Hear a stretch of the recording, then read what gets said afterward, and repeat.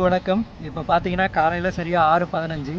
இப்போ எங்கே போயிட்டுருக்கோம் அப்படின்னா சின்ன வீராம்பட்டினம் கடற்கரைக்கு போயிட்டுருக்கோம். அந்த கடற்கரைக்கு போயிட்டு அந்த கடற்கரையோட சிறப்பு அதோடு இல்லாமல் இந்த வீராம்பட்டினம் ஊரோட சிறப்பு பற்றி நம்ம பார்க்கலாம் வாங்க.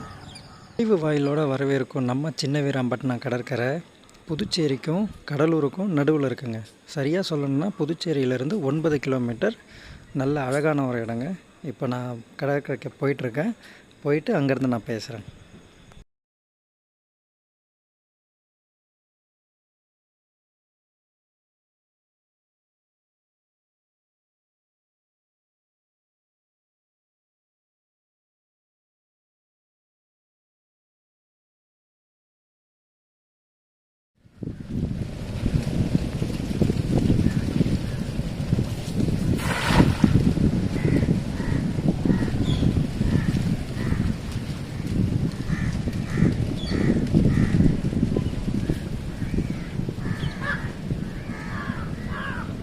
சின்ன வீராம்பட்டினம் கடற்கரைக்கே வந்துட்டோம். நீங்கள் பார்த்துருப்பீங்க நிறைய தென்னை மரங்கள் இருக்குது. இந்த இடம் என்ன இடம்னு பார்த்தீங்கன்னா இருசக்கர வாகனம் நிறுத்துகிற இடம். ஸோ இந்த இடமே எவ்வளோ அழகாக இருக்குன்னு பார்த்தீங்களா. ஸோ இந்த கடற்கரைக்கு உள்ளே போயிட்டு இதோட சிறப்புகள்லாம் பற்றி நம்ம தெளிவாக பேசலாம் வாங்க.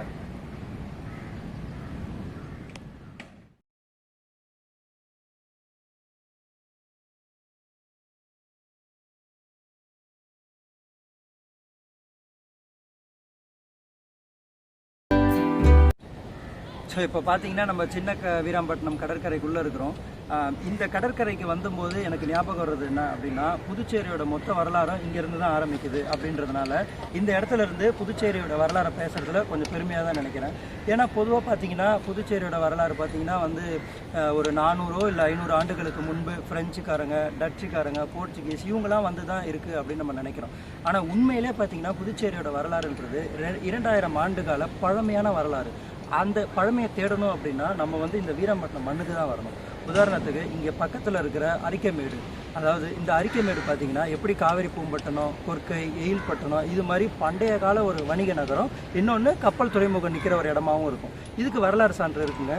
ஸோ 1ஆம் நூற்றாண்டில் வாழ்ந்த பெரிப்ளஸ், அப்புறம் 2ஆம் நூற்றாண்டில் வாழ்ந்த தாலமி, இந்த மாதிரியான வரலாற்று ஆசிரியர்கள்லாம் இந்த இடத்த அவங்களுடைய நூல்களில் பொதுகே இல்லை பொதுகா அப்படின்னு தான் குறிப்பிடுறாங்க.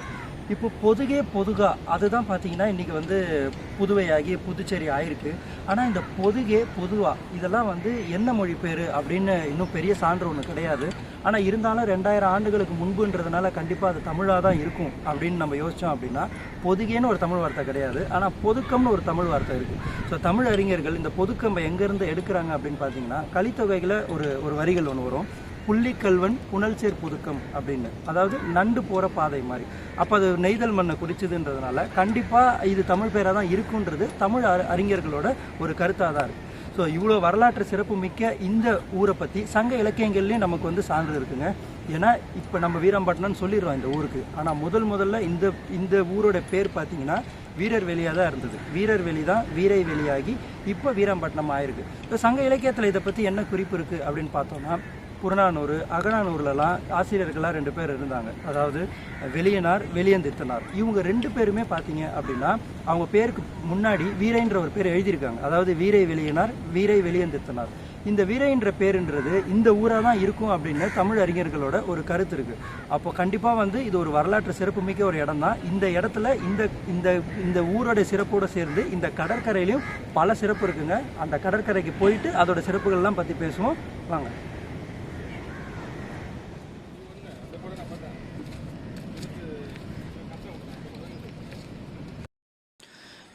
இந்த கடற்கரை பொதுவாக பார்த்திங்கன்னா காதலிக்கிறவங்களுக்கு ரொம்ப பிடிச்ச கடற்கரையாக தான் இருக்கும். பெரும்பாலும் காதலர்கள் இங்கே வருவாங்க. இந்த இடமும் காதலிக்கிற மாதிரி இருக்குன்றதுனால இந்த அழகை நீங்களே ரசிங்களேன்.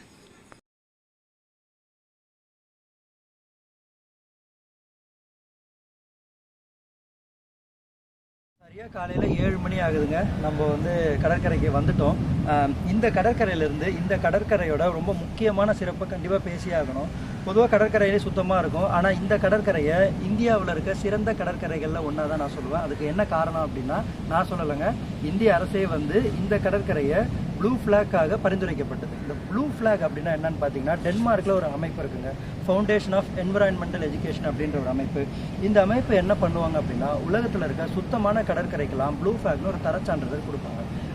எப்போ அந்த ப்ளூ ஃப்ளாக் தர சான்றிதழ் வாங்கிடுச்சோ அதனால் சுற்றுலா விரும்பிகள் அப்புறம் வந்து கடற்கரை விரும்பிகள் இவங்க எல்லாருமே வந்து இதை பார்க்கறதுக்காக வருவாங்க.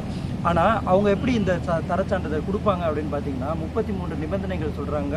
ரொம்ப முக்கியம் பார்த்தீங்கன்னா சுத்தம் சுகாதாரம் அதுதான். அதாவது இந்த தண்ணி வந்து ரொம்ப சுத்தமாக இருக்கணும் குளிக்கிறதுக்கு. ரெண்டாவது மறுசுழற்சி செய்யப்பட்ட பொருள் தான் இங்கே பயன்படுத்தணும்.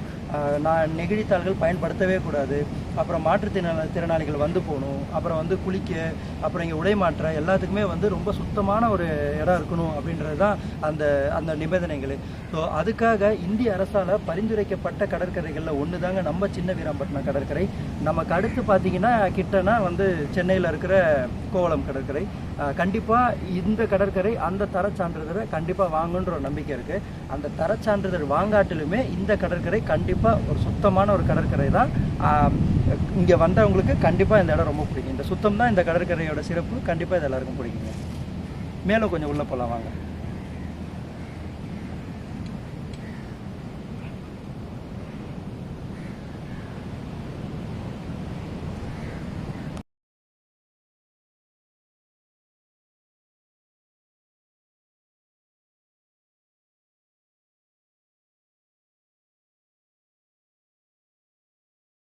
கடற்கரையில் அப்படியே ஒரு நடைப்பயணம் செஞ்சுட்டு இருக்கோம். இன்னும் சூரிய உதயம் ஆகலை, 7:25 ஆகுது. ஆனால் இப்போது நம்ம இந்த கடற்கரைக்கு வரோம்னு வச்சுக்கோங்களேன், இதுவே ஒரு நல்ல அழகான இடம் தான். ஆனால் இந்த கடற்கரைக்கு வர்றவங்க இங்கே மட்டும்தான் வரணுமானா கண்டிப்பாக இல்லை. இந்த ஊரை சுற்றி நிறைய வரலாற்று சிறப்புமிக்க இடம் இருக்குங்க. ரொம்ப முக்கியமாக சொல்லணும் அப்படின்னா என்னை பொறுத்த வரைக்கும் புதுச்சேரியில் கடற்கரைக்கு அடுத்து இந்த ஊரோட பெருமை சேர்க்கறது பார்த்திங்கன்னா நிறைய கிறித்துவ ஆலயங்கள், உலகம் தரம் வாய்ந்த நிறைய கிறித்துவ ஆலயம் இங்கே இருக்குது. ஆனால் குறிப்பாக முதல்ல தோன்றின கிறித்துவ ஆலயம் பார்த்தீங்கன்னா புதுச்சேரியில் தாங்க இருக்குது. இங்கே பக்கத்தில் அரியாங்குப்பம் சர்ச்சு அப்படின்னு சொல்லுவாங்க, அதாவது ஆரோக்கிய ஆலயம் அப்படின்னு.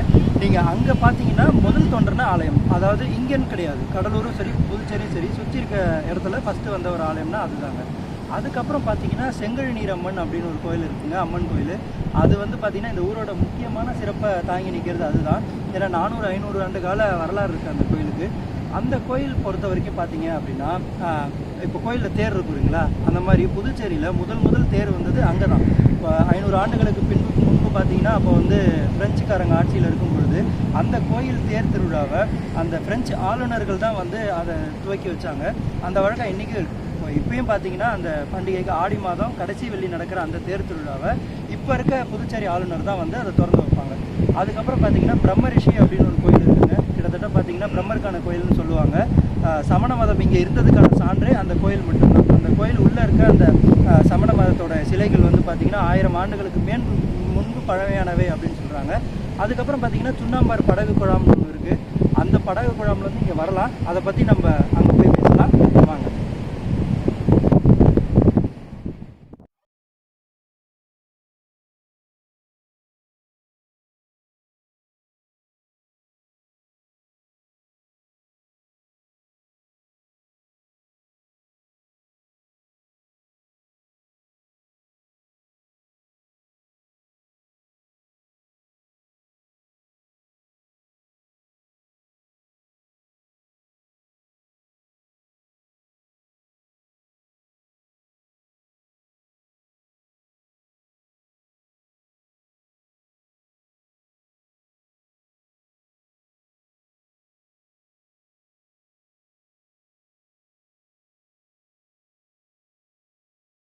கடற்கரை இப்போதைக்கு. ஏன்னா இப்போ குளிக்கக்கூடாதுன்னு சில தடைப்பட்ட இடத்துலலாம் நம்ம குளிக்கிறோம்னு வச்சுக்கோங்களேன். அப்போ இங்கே இருக்க பாதுகாவலர்கள் இப்போ நீங்கள் பார்க்குறீங்களே இந்த மூங்கில் கழி இது மேலேருந்து பார்த்துக்கிட்டு இருப்பாங்க.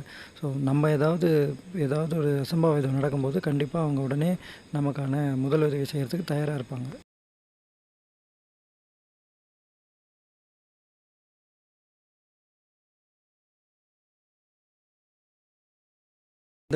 இப்போ பார்த்தீங்கன்னா நம்ம வந்து சங்கராபரணி ஆறில் இருக்கிறோம்.